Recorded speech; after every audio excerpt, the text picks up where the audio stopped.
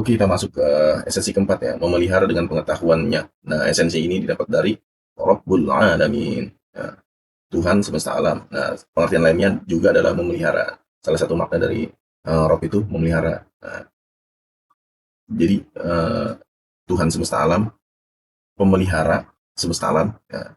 Jadi esensinya sih, pemelihara semesta alam. Dengan apa cara Allah memelihara alam? Yaitu dengan pengetahuannya. Nah, esensi ini berasal dari makna bahwa Allah itu pemelihara alam semesta. Dengan apa? Dengan ilmu pengetahuannya. Seperti itu.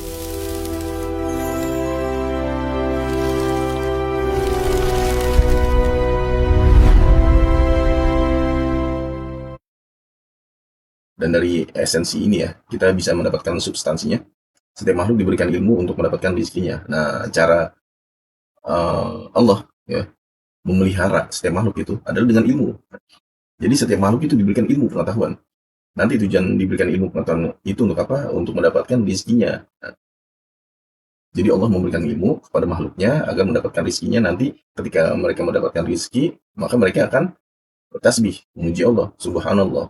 Nah, alhamdulillah, segala puji bagi Tuhan. Kenapa makhluknya itu memuji? Karena diberikan rizki melalui ilmunya. Nah, karena faktanya ya, tidak ada satu makhluk pun yang diciptakan itu tanpa dibekali ilmu. Sebagai contoh, nah, laba-laba. Laba-laba tidak ada yang mengajarkan, tapi ia memiliki ilmu bagaimana cara membuat rumah laba-laba. Berang-berang ya, tidak diajarkan oleh berang-berang lain, tapi ia diberikan ilmu bagaimana cara untuk membuat bendungan. Semut, semut itu tidak uh, diajarkan ya oleh semut lainnya, tapi ia mendapatkan ilmu untuk membuat sarang. Bahkan planet, ya, bintang itu tidak diajarkan bagaimana cara ia makan ya, tapi ia mendapatkan ilmu bagaimana ia uh, mengumpulkan gas-gas yang ada di sekitar dirinya, lalu diambil dengan cara memutar ya, sehingga ia mendapatkan makanan dari gas-gas itu ya. Nah, itulah salah satu bentuk bahwa segala sesuatu yang Allah ciptakan itu diberikan rezekinya dan diberikan ilmunya. Mereka diberikan rezeki dan diberikan ilmu agar bisa mendapatkan rezeki tersebut. Itu secara teori filosofis ya. Nah, kita perkuat dengan uh, teologisnya. Perkuatnya dengan dalil surat Al-Baqarah ayat 31. Dan dia mengajarkan Adam nama-nama semua benda. Nah, makhluk yang paling banyak diberikan ilmu itu adalah Nabi Adam melalui pengajaran nama-nama benda. Dengan diberikannya pelajaran nama-nama benda, maka Nabi Adam itu jadi tahu mana rizki, ya, mana yang bukan rizki. Dari ilmu pengetahuan ini, kemudian manusia bisa memperluas nikmatnya. Mana yang bisa memberikan kesenangan, mana yang bisa memberikan musibah. Nah, mana yang baik, mana yang buruk. Nah, dari ilmu pengetahuan inilah kemudian akhirnya muncul begitu banyak kenikmatan ya. Rizki, kenikmatan yang manusia bisa peroleh, sehingga manusia bisa lebih variatif lagi dalam bersyukur kepada Allah. Oke, kemudian pada substansi lainnya ya, dari esensi keempat, ilmu Allah pada makhluknya menciptakan hukum alam yang seimbang. Nah, tadi Allah itu memberikan ilmu ya pada seluruh makhluknya. Nah, Allah itu memberikan ilmu pada makhluknya. Nah, kita bahas dulu secara filosofis ya. Ternyata setiap makhluk itu mendapatkan ilmu masing-masing ya, yang tidak melampaui makhluk lainnya. Dari ilmu-ilmu yang didapatkan oleh makhluk ini, kemudian muncul yang namanya uh, klasifikasi tingkatan tingkatan makhluk hidup ya. Nah, jadi setiap makhluk itu memiliki tingkatan-tingkatan masing-masing. Dan tingkatan ini terjadi karena pada setiap makhluk itu memiliki ilmu masing-masing yang tidak melebihi ilmu lainnya.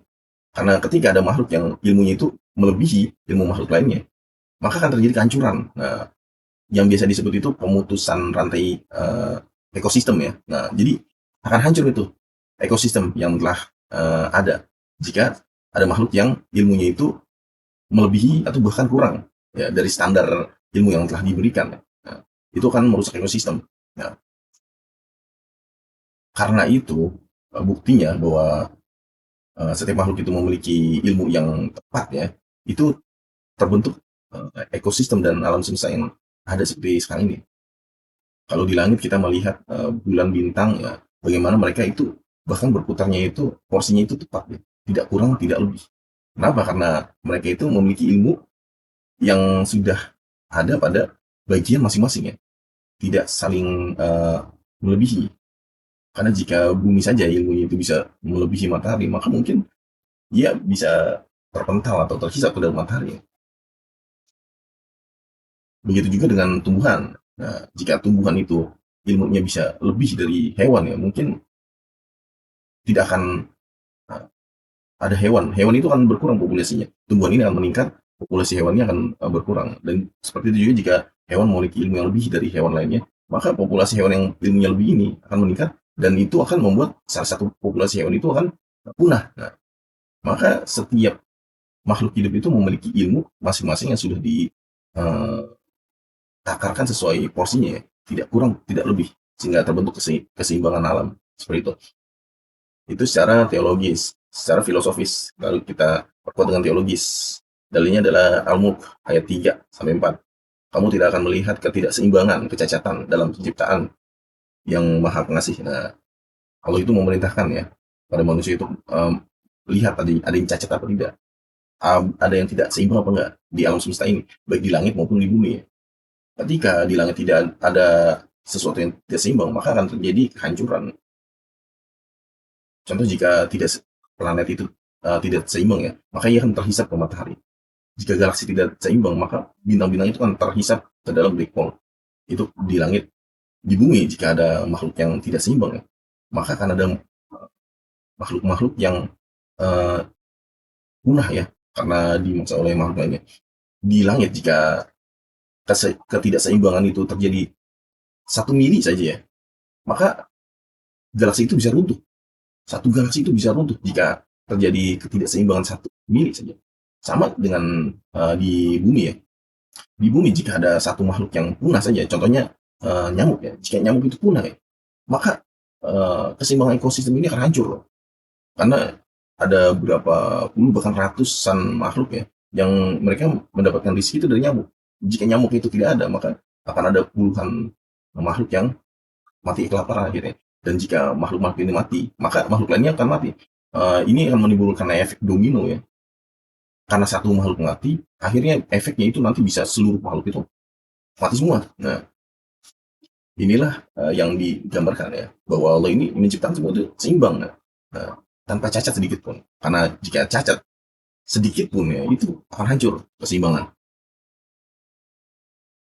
Nah, kita masuk ke poin terakhir, poin kelima pada kesempatan kali ini. Poin kelima ini mengasuh seluruh makhluk. Nah, mengasuh seluruh makhluk ini kita diambil dari makna lain dari Rob ya. Nah, makna Rob itu pengasuh. Pengasuh alam semesta. Alam semesta itu adalah makhluk ya. Esensi dari ayat kelima ini adalah filsafat teologi 1-4. Adalah bukti Allah mengasuh makhluknya. Nah, bukti bahwa Allah pengasuh adalah kita lihat dari poin pertama ya. Ada poin pertama,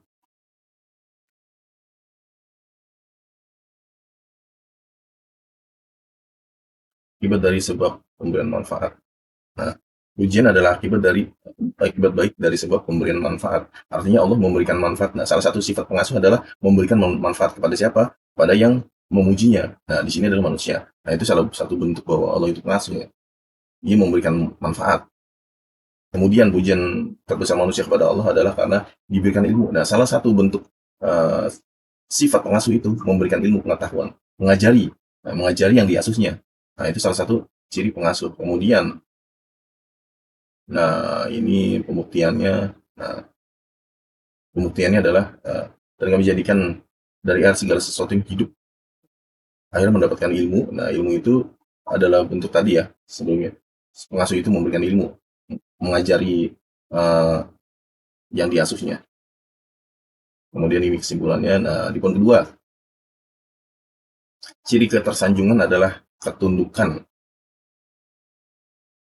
Salah satu ciri pengasuh adalah ia akan menundukkan yang diasuhnya.